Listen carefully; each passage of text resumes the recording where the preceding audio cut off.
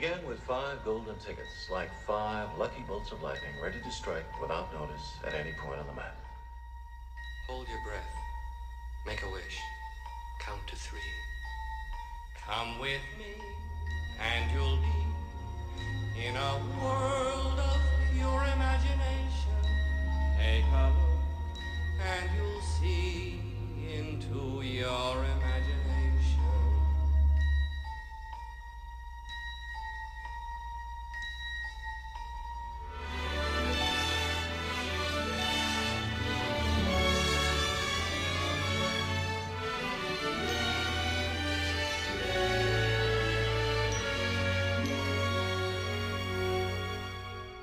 I got involved with Willy Wonka and the Chocolate Factory because my daughter Madeline, who was 10, it was 1970, came to me and said, Daddy, I just read this book. It's a great book, great book. And I said, yeah, what's it about? Oh, a man with a chocolate factory, and I really love it. You ought to make a movie out of it and get Uncle Dave to put up the money for it and get the money some way, but that's what should be done.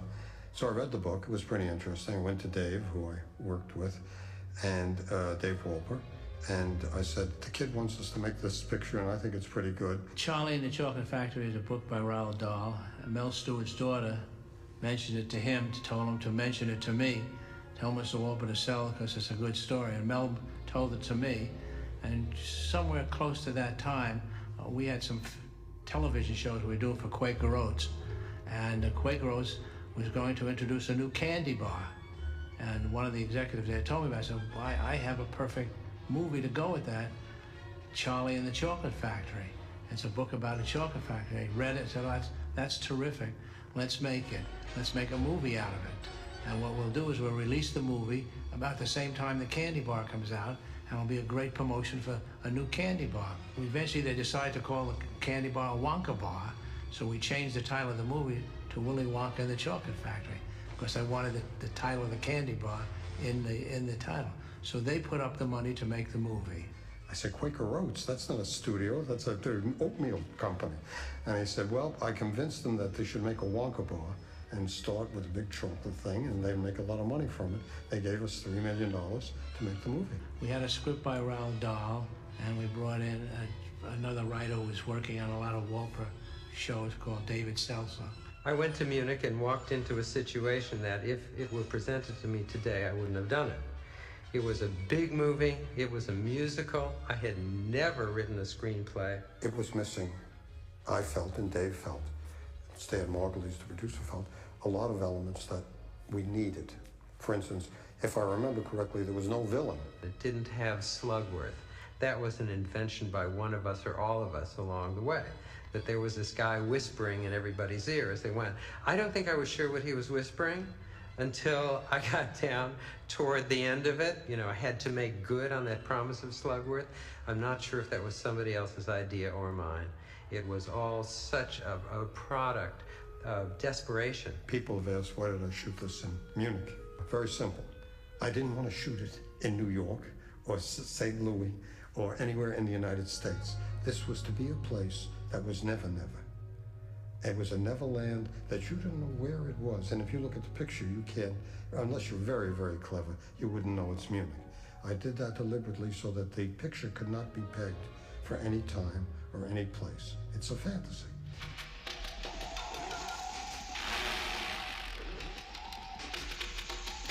You guys ready? Yeah, you're on. Well, this is it, folks. This is the big day. The historic day on which Willy Wonka has promised to open his gates and shower gifts on the 5 lucky winners. From all over the globe, people have gathered here, waiting for the hour to strike, waiting to catch a glimpse of that legendary magician, Mr. Willy Wonka. Mel and I were in New York, and in walked Gene Wilder, and Mel said, he's got the part. He didn't even have to open his mouth. I said, he's got the part. I said, I'd like to come out with a cane and be crippled.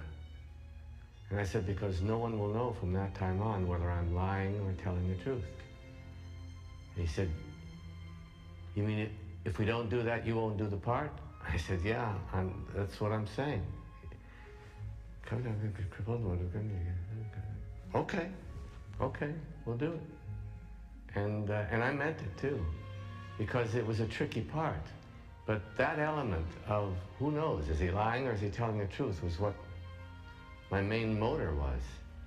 And And I liked that. It appealed to me a lot. What Gene brought to it was a lovability to a character who was not written lovable, who was written in a frightening way, who was kind of a monstrous boogeyman kind of nightmarish character, who was spinning magic that was evil. Kids were disappearing, they were exploding, they were turning blue, they were going down a chute, and you could never really be frightened because there was always that reassuring lovability of Gene Wilder, which I think is his signature, which is his trademark.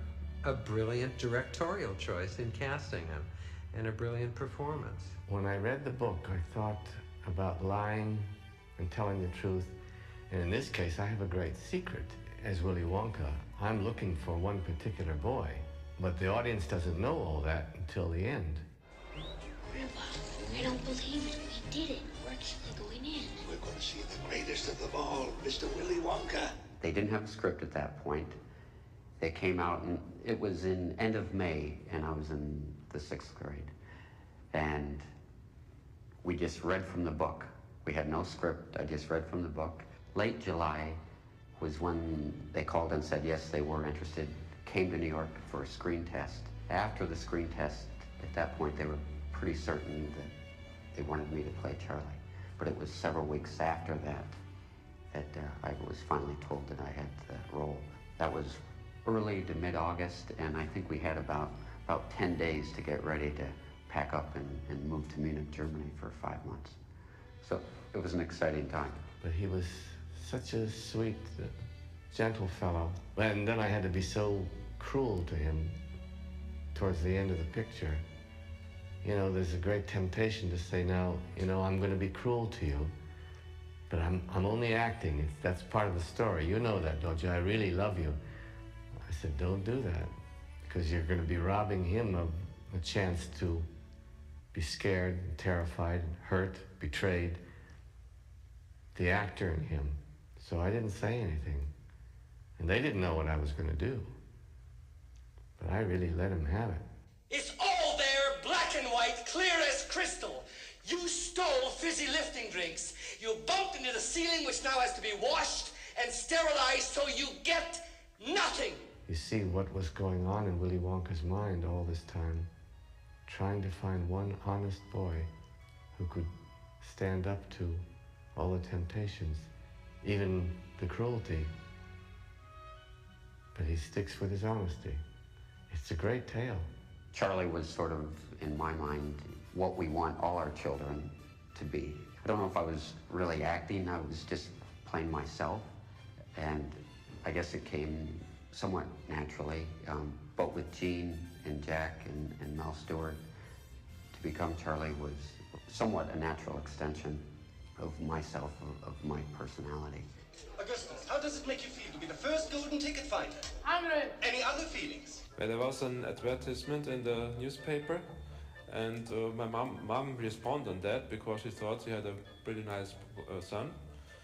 And so we go out to Grünwald, that's the place where the film was made, and met Mel. And he looked at me and said, oh, quite okay. Augustus Gloop was just a nice German boy. He couldn't speak English, but he looked the part. He was so marvelous, and he was so good-natured when we threw him in the river and put him up in the chute and everything else. And they put a tube with drinks on me. I was standing and the tube was coming down around me. And they filled it up with water, and afterwards I got out of the tube and they put they shoot the puppet up. So the very dangerous scene was not for me.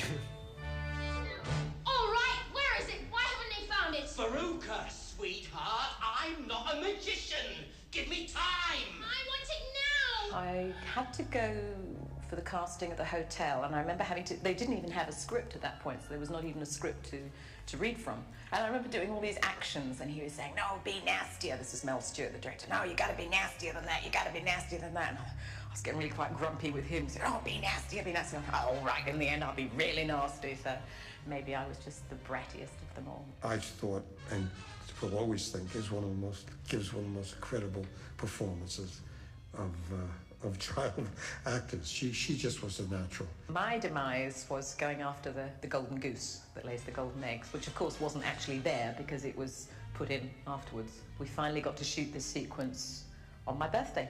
It was October the 26th, 1970. And I remember being told, right, you have to stand absolutely in the middle because the trapdoor just dropped away like that. So it's a very strange feeling to just be standing on something that just gives. And you have to stand perfectly in the middle. Don't put your arms out at all, because if you do, you're going to bang on the sides as you go down. And remember not to stand back up again, otherwise you'll hit your head. Violet, would you care to say a few words Sure, to the nation? Here it is, golden ticket number 3, and it's all mine. Tell us how it happened, Violet. I got cast in Willy Wonka. I was living in New York City, and it was, I think I had 3 callbacks for this role. And I was very excited about getting it because I was able to work with kids, and I had been acting all of my childhood, and most of the time just been with adults. It was very difficult for her becoming the big blueberry. It was because we put her in this big plastic thing, and the Oompa Loompas are rolling her around. The Oompa Loompas did not have their blueberry driver's licenses, and they were shorter than I was wide or tall, and they would try to roll me, and this was a real metal steel door frame. And of course, I'd get away from them and bang into the door frame. So that I think will stay with me forever. Mike, would you tell us this? Wait till I get a real one. Colt 45. Pop won't let me have one yet, will you, Pop? Not till you're 12, son. I was a 5-year acting veteran by the time I was 11 and cast in Willy Wonka. I went into an audition in New York. It was like most other auditions. Mel Stewart was there. Paris was perfect in his delivery. He just knew how to be an obnoxious kid better than anybody I've ever seen. Oh, he was a little brat. And if you're watching this, you know that I love you now, but you were a troublemaker then. What I remember most about the TV scene was they had a big set of a TV for me to crawl around in. I was walking back and forth on a black platform. Then I have to be picked up. They had a little doll about this big, which they cut to after the shot where I'm dangling. So within that 30 seconds or whatever, they employed various different special effects techniques to create the illusion. Funny looking people, aren't they, Wonka? What are they doing there? It must be creaming and sugaring time. Well, they can't be real people. Well, of course they're real people. Stuff and nonsense. No Oompa Loompas.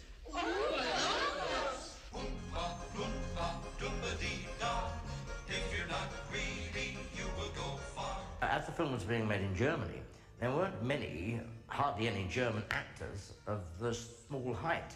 And the only ones they could get that could speak English, I suppose, or could understand English was from over here in England. So they got nine guys. They already had one German guy called Rudy. Once we decided to get the Oompa Loompas, that was difficult. For some reason, it's very hard to find midgets and dwarfs who could play the part. We searched around, and many of the people didn't speak English. I know we got some from Turkey, some from Malta, but the communication got a little bit difficult sometimes because very few of them spoke English.